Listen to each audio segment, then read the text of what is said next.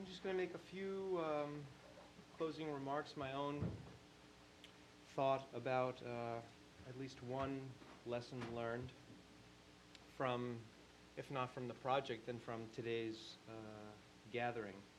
But before I do so, I'd just like to preface it with two comments, and then at the end I will open up the floor because I'm curious if any of you has lessons learned from the day or questions from this package of studies, 7 case studies and a large encoding of all the states in Africa.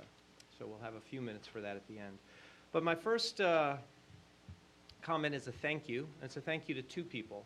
The first is Frank Gavin, who is the director of the Strauss Center currently and also the current principal investigator of the CCAPS program. And Frank has provided leadership, especially in terms of staffing up a program that was created from scratch. Getting $7.6 million is great, and it allows you to do all sorts of things, but it turns out you need people, infrastructure, and all sorts of things, and those things don't happen out of nowhere. And you hire people, they hire people, people like Greg Engel, people like Ashley Moran, people like Dominique, and so Frank has exercised extraordinary leadership in that regard as the principal investigator now of CCAPS. The other person I want to thank is the original principal investigator of the CCAPS program, and the person who was the architect of putting together the grant proposal, and that was the founding director of the Robert Strauss Center, whose name is Jim Lindsay, who's now Vice President for Studies, I think, at the Council on Foreign Relations. He had the glint in his eye to think that we could put together a team of researchers that would have a coherent research program, and that we could put together an idea that would be appealing to the Pentagon because it would be policy relevant. And I was a huge doubter that the Pentagon would recognize our abilities, and I was wrong and he was right. And all of this project and the 5 other projects of CCAPS are the result of the fact that he had the idea of putting this together. So I want to thank him as well. The one lesson that I'll point to about the project and about today's events is that when we first came together, we said we wanted to look at constitutional design and conflict management.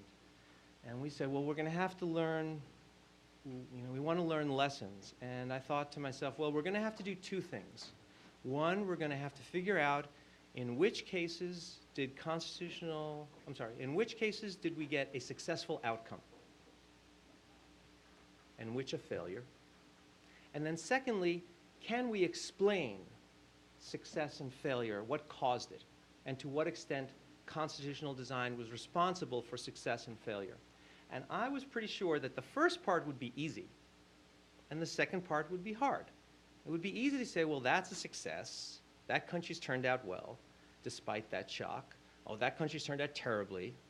That would be easy. And then trying to figure out why did we get a good outcome or a bad outcome, and how much did constitutional design have to do with it?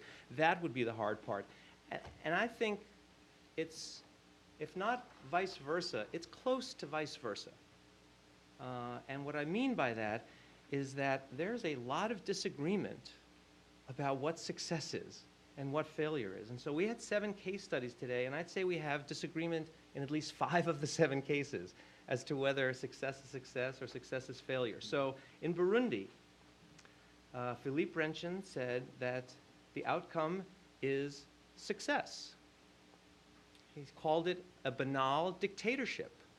Other folks, such as Pierre Engelbert, said, how can you call a dictatorship a success? Now that's understandable. And so what one has to do whenever one makes a judgment like that is to think about the counterfactual. What could have been?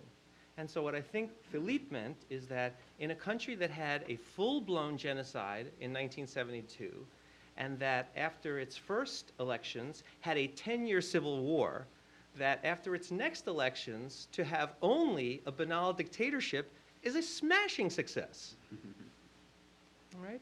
And we can go through the cases. So in Sudan, Stefan Wolf said that, sure, we have a military incursion in Abyei, and we have a little bit of ethnic cleansing in South Kordofan and Blue Nile, but compared to what we had before, a 2-decade civil war preceded by a 1-decade civil war in which 2 million civilians were killed, these little, pockets of violence, smashing success.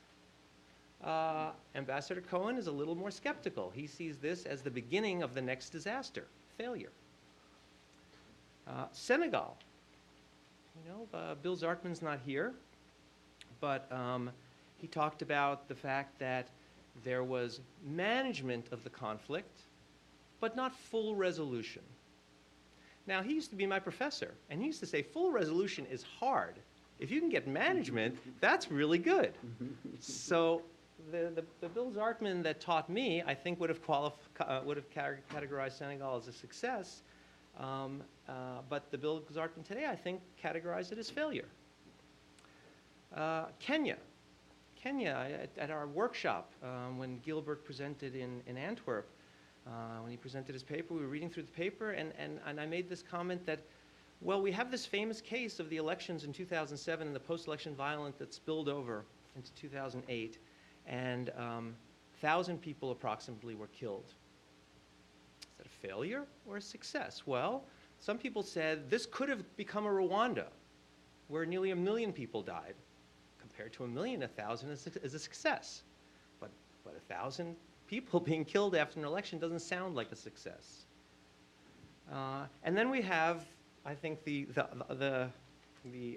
I think if I look over at Andy, I think his tongue is a little bit still in his cheek, but about Zimbabwe and the outcome, right? I've never heard anyone discuss the outcome in Zimbabwe as a success, in the sense we had this rich country turned into a poor country. We had a country that was a great hope of Southern Africa, turned into the basket case of Southern Africa. But he finds this little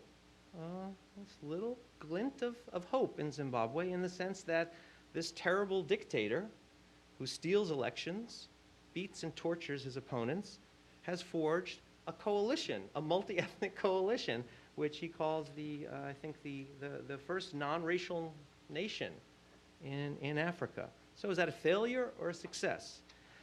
And I think we're going to have to work through this on the project.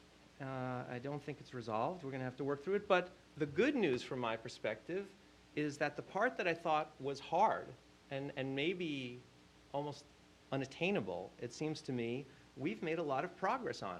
In each of these case studies, there's a pretty good, a pretty compelling, a pretty convincing story of the role that constitutional design played in the outcome.